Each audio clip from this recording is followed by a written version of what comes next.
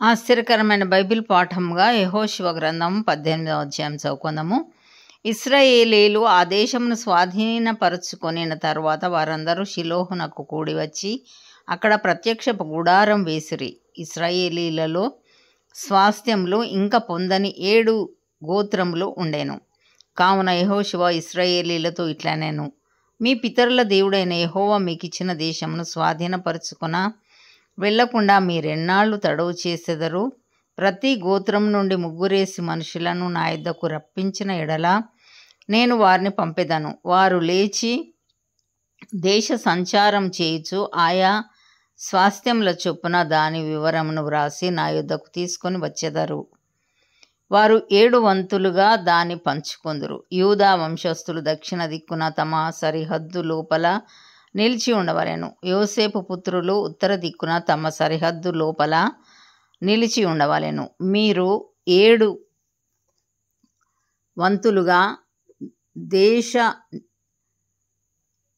వివరమును వ్రాసి నా యొద్దకు తీసుకుని రావలెను. నేను అక్కడ మన దేవుడైన యెహోవా సన్నిధిని మీ నిమిత్తము వంతు చీట్లు వేసేదను. లేవీయులకు మీ మధ్య ఏ వంతునో కలగదు. యెహోవాకు యాజక ధర్మం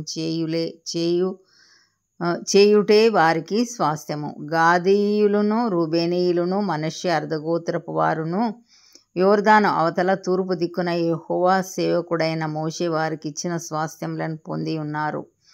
ఆ మనుషులు లేచి ప్రయాణము కాగా యెహోషువ దేశ వివరమును వ్రాయుటకు వెళ్ళబోవు వారితో, మీరు ఆ దేశంలో బడి నడుచుచు దాని వివరమును వ్రాసి నా యొద్దకు తిరిగి రండి. అప్పుడు నేను షిలోహులో మీ కొరకు యెహోవా సన్నిధిని వంతు చీట్లు వేయించెదనగా ఆ మనుషులు వెళ్ళి దేశ సంచారం చేయుచు 7 వంతులుగా గ్రామముల చొప్పున దాని వివరమును పుస్తకంలో వ్రాసి షిలోహులోని పాళెంలోనున్న యెహోషువ యొద్దకు వచ్చిరి. వారి కొరకు యెహోషువ షిలోహులో యెహోవా సన్నిధిని వంతు చీట్లు వేసి వారి వంతుల చొప్పున ఇశ్రాయేలీలకు దేశమును పంచిపెట్టెను. బెన్యామీనీయుల గోత్రమునకు వారి వంశముల చొప్పున వంతు చీటి వచ్చెను. వారి చీటి వలన కలిగిన సరిహద్దు యూదా వంశస్థుల సరిహద్దునకును యోసేపు పుత్రుల సరిహద్దుకును మధ్య నుండెను.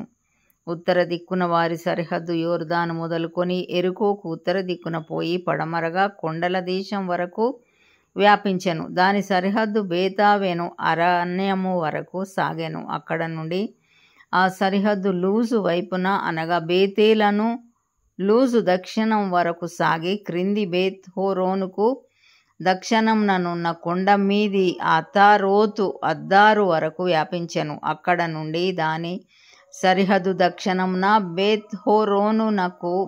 బేత్హోరోనుకును ఎదురుగానున్న కొండ నుండి పడమరగా దక్షిణమునకు తిరిగి అక్కడ నుండి యూదా వంశస్థుల పట్టణమైన కిర్యత్బాలు అనగా కిర్యత్యారీము వరకు వ్యాపించెను. అది పడమటి దిక్కు. దక్షిణ దిక్కున కిర్యత్యారీము కొన నుండి దాని సరిహద్దు పడమటి దిక్కున నిఫ్తోయ నీళ్ల యూట వరకు సాగి ఉత్తర దిక్కున రెఫాయీయుల లోయలోనున్న బెన్హిన్నోము లోయ ఎదుటనున్న కొండ ప్రక్కన నుండి దక్షిణ దిక్కున బెన్హిన్నోము లోయ మార్గమున యెబూసీయుల ప్రదేశం వరకు సాగి ఏన్రోగేలు వరకు వ్యాపించెను. అది ఉత్తర దిక్కు నుండి ఎన్షెమెషు వరకు వ్యాపించి అదుమ్మీమునకు ఎక్కు చోటికి ఎదురుగానున్న గెలీలోతు వరకు సాగి రూబేనీయుడైన బోహాను రాతి యొద్దకు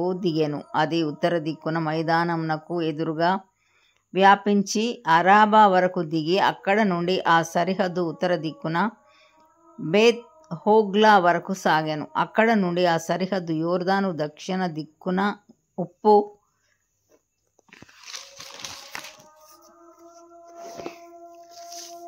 సముద్రం యొక్క ఉత్తర ఖాతం వరకు వ్యాపించెను. అది దక్షిణ దిక్కున దానికి సరిహద్దు. తూర్పు దిక్కున యోర్దాను దానికి సరిహద్దు. దాని చుట్టూనున్న సరిహద్దుల ప్రకారము బెన్యామీనీయులకు వారి వంశముల చొప్పున కలిగిన స్వాస్థ్యం ఇది. బెన్యామీనీయుల గోత్రమునకు వారి వంశముల చొప్పున కలిగిన పట్టణములు ఏవేవనగా ఎరుకో, బేత్ హోగ్లా,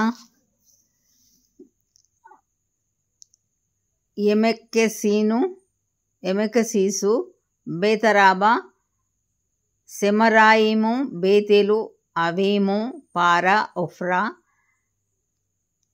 కెపరమ్మోని, ఒప్ని, గెబా అనునవి. వాటి పల్లెలు పోగా 12 పట్టణములు. గిబియోను, రామా, బెయేరోతు, మిస్పే, కెఫీరా, మోసా, రేకెము, ఇర్పెయేలు, తరలా, సేలా, ఎలెపు, యెరూషలేము అనబడిన యెబూసీ, గిబియా, కిర్యతు అనునవి. వాటి పల్లెలు పోగా 14 పట్టణములు. వారి వంశముల చొప్పున ఇది బెన్యామీనీయులకు కలిగిన స్వాస్థ్యము. ఇంతటితో ఈ దినం కొరకైన బైబిల్ పాఠము సరి.